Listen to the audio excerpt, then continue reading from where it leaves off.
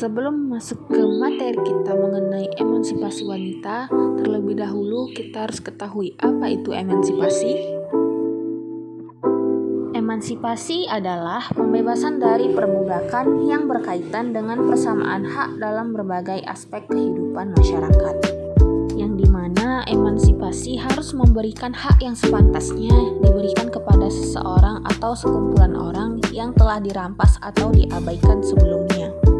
Salah satu contoh emansipasi adalah emansipasi wanita yang merupakan proses pelepasan diri para wanita dari kedudukan sosial ekonomi yang rendah atau dari pengekangan hukum yang membatasi kemungkinan seorang wanita untuk berkembang dan maju di segala bidang dalam kehidupan masyarakat.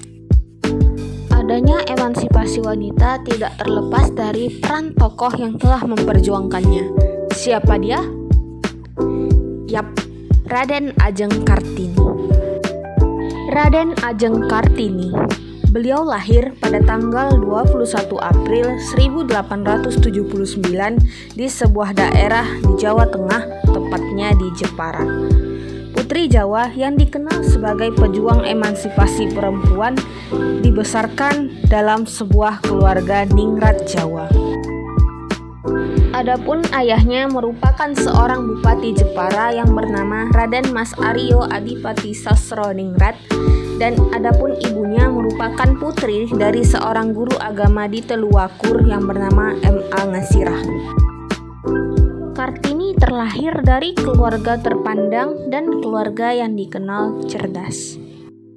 Dan pada masa itu pula, belum banyak perempuan yang dapat mengenyam pendidikan. Tidak seperti sekarang, di mana laki-laki dan perempuan mendapatkan kesempatan yang sama untuk mengenyam pendidikan. Pada usia 12 tahun, Kartini memperoleh pendidikan di Erup-Slager School. Dan semua murid di sekolah itu diwajibkan untuk berbahasa Belanda. Namun, tradisi Jawa menghentikan langkah sang putri dalam mengenyam pendidikan di sekolah. Sebab menurut tradisi Jawa, anak perempuan harus tinggal di rumah sejak usia 12 tahun sampai pada akhirnya mereka menikah. Kendati tidak lagi bersekolah, namun keinginan Kartini untuk melanjutkan pendidikan masih sangat kuat. Ia tidak pernah berhenti untuk belajar, membaca, dan menulis. Bahkan pada masa itu, Kartini juga turut berperan dalam membangun kemandirian para perempuan dengan mengajar membatik para abdi dan gadis kecil hingga membuka sekolah kerajinan putri di Kabupaten Khusus Putri Bangsawan Kota itu bersama dengan kedua saudaranya, yaitu R.A. Kardinah dan R.A. Rukmini. Pada periode tahun 1896 sampai 1903, Kartini menuangkan pemikiran dalam bentuk tulisan yang dimuat di majalah perempuan Belanda. Melalui majalah tersebut, tulisan Kartini kemudian dipublikasikan secara luas. Raden Ajeng Kartini pun juga pernah berkirim surat dengan temannya dari Belanda, salah satunya yaitu Aben Danon.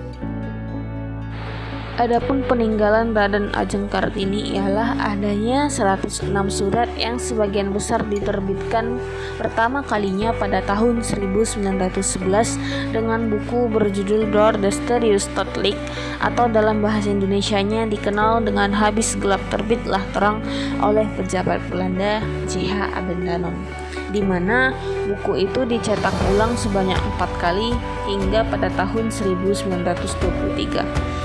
Adapun cetakan kelima yang dibuat pada tahun 1976 dengan mencantumkan surat dari Kartini yang kemudian dipublikasikan dan diterjemahkan ke berbagai bahasa.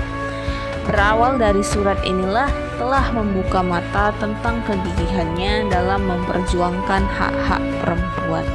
Dan Raden Ajeng Kartini pun ditetapkan sebagai pahlawan kemerdekaan nasional pada tanggal 2 Mei 1964 oleh Presiden Soekarno melalui keputusan Presiden nomor 108 pada tahun 1964. Dan untuk menghormati sejarah perjuangannya dan guna mengingat pahlawan emansipasi wanita Indonesia, maka pada 21 April diperingatilah hari kelahiran Kartini yang disemat sebagai Hari Kartini. Adapun dampak positif dari emansipasi wanita adalah adanya kesetaraan gender, yang dimana wanita menjadi lebih leluasa dalam meraih mimpi dan cita-citanya, serta mampu untuk mengembangkan ide, kreativitas, ataupun bakat yang lain.